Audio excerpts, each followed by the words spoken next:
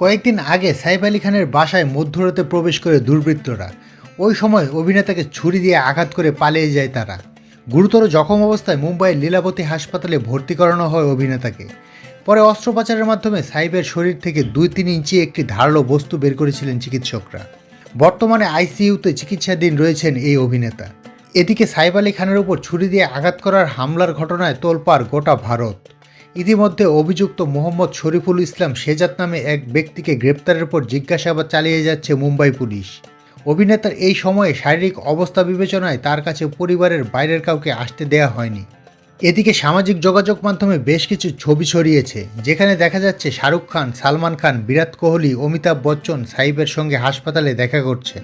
এসব ছবি ছড়িয়ে পড়তে জানা যায় ছবিগুলো আর্টিফিশিয়াল ইন্টেলিজেন্স এআই অর্থাৎ কৃত্রিম বুদ্ধিমত্তা দিয়ে তৈরি করা হয়েছে। এবার ভাইরাল হওয়া সেই ছবিগুলোর পোস্টের নিচে একজন শাকিব খান ভক্ত মন্তব্য করেছেন, এআই দিয়ে সাইফের পাশে শাকিব খানকে নিয়ে যাওয়া যায় না। এ মন্তব্যের পরই সেখানে একজন এআই দিয়ে তৈরি শাকিব খানকে সাইফের কাছে নিয়ে যাওয়ার ছবি পোস্ট করেন, যেখানে দেখা যায় সাইফকে দেখতে হাসপাতালে ছুটে গিয়েছেন ঢালিউড তারকা শাকিব খান। আর তাতেই রীতিমতো নেট দুনিয়ায় ঝড় উঠে পড়ে। এবার আসি মুভি প্রসঙ্গে। 2025 সালের জানুয়ারিতে মুক্তি পাওয়া সবচেয়ে বড় মুভি গেম চেঞ্জার। ছবিটি নির্মাণ করতে নির্মাতারা 450 কোটি রুপি খরচ করেছেন। মুভিটিকে ঘিরে সবার প্রত্যাশাও ছিল অনেক। জনপ্রিয় নির্মাতা এস শঙ্কর পরিচালিত এবং দক্ষিণী সুপারস্টার রামচরণ অভিনীত গেম চেঞ্জার ছবিটি বক্স অফিসে তেমন সফলতা পাচ্ছে না। বলা যায় এই প্যান ইন্ডিয়া ছবিটি ধীরে ধীরে ফ্লপের দিকে এগোচ্ছে। গেম চেঞ্জার ছবিটি রামচরণের কেরিয়ারের অনেক বড়সড় চেঞ্জ আনবে বলে অনেকেই ধারণা করেছিলেন। এর আগে তার অভিনীত প্যান ইন্ডিয়া ছবি RRR বক্স অফিসে রীতিমতো সুনাম এনেছিল, কিন্তু এস রাজমৌলি পরিচালিত এই ছবির আরেক নায়ক ছিলেন জুনিয়র NTR। তাই সবাই অপেক্ষায় ছিলেন যে রামচরণ একার কাঁধে গেম চেঞ্জারকে কত দূরে এগিয়ে নিয়ে যেতে পারেন। কিন্তু গেম চেঞ্জারের সাম্প্রতিক হাল দেখে মনে হচ্ছে রামচরণ ছবিটিকে বেশি দূর এগিয়ে নিয়ে যেতে পারবেন না।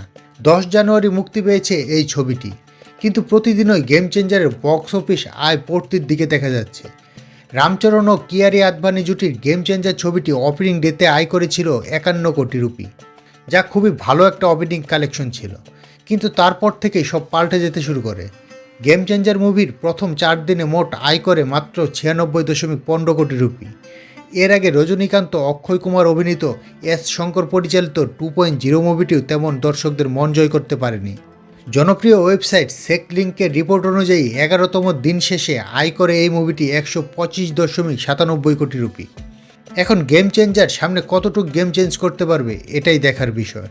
তো আপনাদের মতামত কমেন্ট করে জানাবেন। ভিডিওটি ভালো লাগলে একটি লাইক দিবেন, শেয়ার করবেন, আর এমনই সব নতুন নতুন ভিডিও পেতে চ্যানেলটিকে সাবস্ক্রাইব করে রাখবেন। সবাই অনেক ভালো থাকবেন। ফিরে আসছি শীঘ্রই নতুন ভিডিও নিয়ে।